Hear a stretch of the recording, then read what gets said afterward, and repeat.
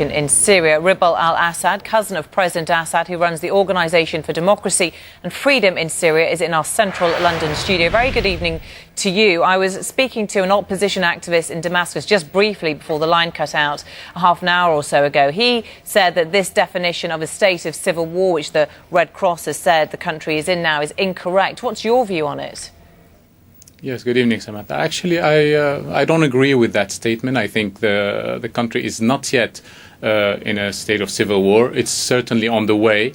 But in a full state of civil war, I think we won't be seeing 50, 100 deaths per day, but it will be a couple of hundreds. And this is where we don't want to find ourselves into. Is there a danger that this could make the situation worse by the Red Cross saying this?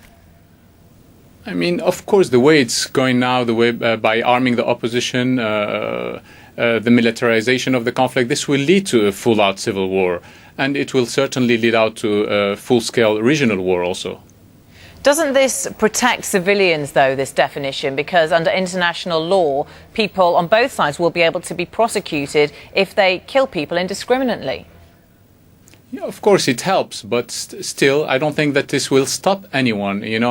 At the time, we're having the Syrian regime who's using excessive force, and on the other side, we're also having groups, Islamist groups, Al-Qaeda and other extremist groups who are also using arms, and they are being funded by and armed by Qatar and Saudi Arabia, which is very unhelpful, and it's not going to lead to a peaceful transition that we are seeking for Syria. There's certainly no peace process going on at the moment, is there? We've got the US Secretary of State Hillary Clinton visiting Russia this week ahead, and we've got Kofi Annan also visiting Russia, trying to forge some kind of diplomatic progress on this. What hopes have you got that they will manage that?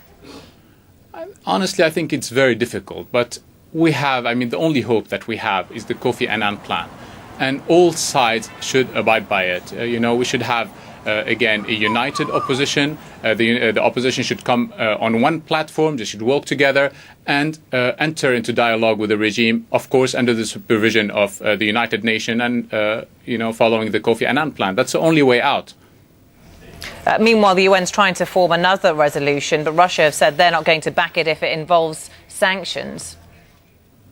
Yes, they have been talking about it, but again, as you know, there is a lot of interest from all sides. I mean, Russia and China will continue on vetoing that UN security resolution, and I don't think that honestly we're going to be seeing any way out. If the only way it's going to be through the Kofi Annan plan, and the Syrian opposition have to understand that. They have to be mature about it and know very well that Syria is not Libya.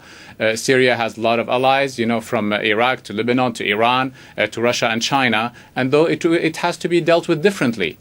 A problem and an accusation that the opposition have faced in Syria is that they aren't united. Do you feel that that's changing at all? No, not at all. In the last meeting, actually, in Egypt, as we have seen, there were fistfights. They are not really ready to come under, on one platform. They are still racing for power, and this is not what we're really seeking in Syria. We're seeking a united opposition. We're seeking an all-inclusive, peaceful transition to democracy.